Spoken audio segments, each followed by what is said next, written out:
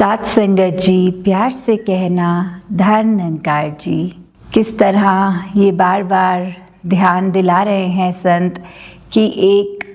जो डर होते हैं अंदर से, जो एक निकलते हैं, उससे भ्रम भी बनते हैं और फिर वो भ्रम किस तरह एक शांत हो पाते हैं, वो सिर्फ और सिर्फ ब्रह्म ज्ञान से हो पाते हैं। कि कैसे एक मनुष्य अगर आया है तो अकेला ही आया है और अपनी मृत्यु के बाद भी इस निरंकार में जाने के समय भी अकेला है। तो बस ये जो बीच का पैच ज़िंदगी है, इसमें रिश्तेदार मिल जाते हैं, दोस्त मिल जाते हैं, तो वो एक साथ जब लगता है कि है किसी का, तो फिर वो भय मन में भी आता है कि अब अगर ये साथ छूट गया तो फिर मन में डर आ रहा है। पर साथ ही अगर हम इसको इस तरह देखें कि मन में ये बात आनी कि सबका साथ है, पर ये सब लोग जो इस संसार में हैं संगी साथी, ये तो फिर एक माया का रूप ही हैं जिन्होंने कभी ना कभी हाथ छोड़ ही देना है। तो कैसे हमें अपने मन को भी उस तरह पूरा पक्का बनाना है कि आज के जनरेशन में ये देखा गया है कि मोनोफोबिया टर्म भी बहुत आ रही है कि अकेले रहने का डर,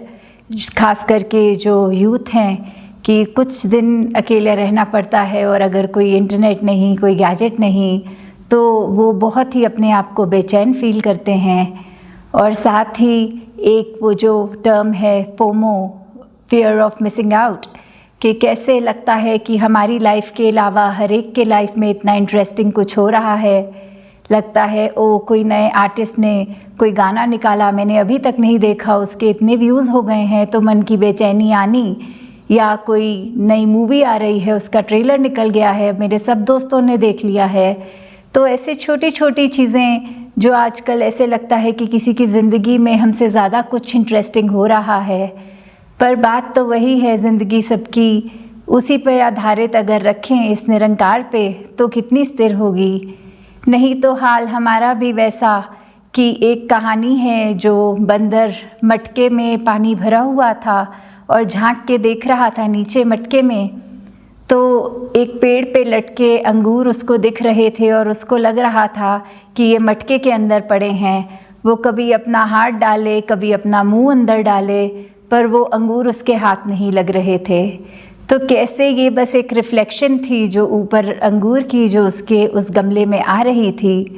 पर ये इल्यूजन ये उसको इतना भ्रमित कर रही थी कि उसने वो मटके के अंदर दिखने वाले अंगूर को असली अंगूर माना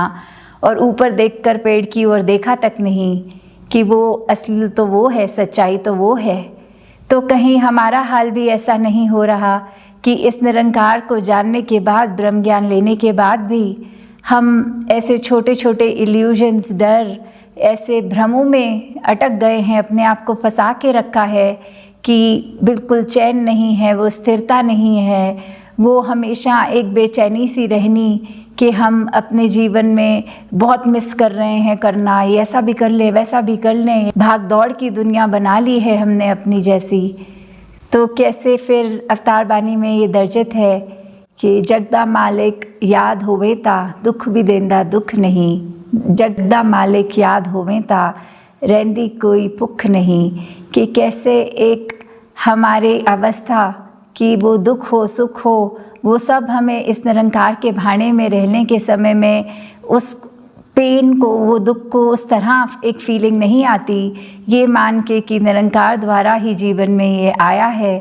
तो हम उससे बहुत जल्दी उभर पाते हैं। वो सिचुएशन हमारे को फिर बहुत टेम्पररी लगती है। और कैसे फिर कंटेंटमेंट की कोई भूख भी नहीं कि कुछ करना, हाँ लाइफ है, एक कर्म करने हैं, वो कर्मों के लिए नहीं कह रहे कि रुक जाना है,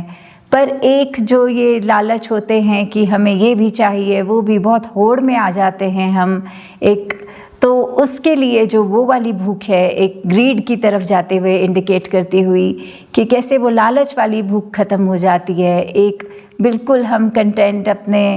होकर उस तरह की स्थिति को आ जाते हैं। तो दातार कृपा करे हर एक का जीवन इसी रूप में निरंकार के ऊपर आधारित होते हुए सत्संग की शिक्षाओं पे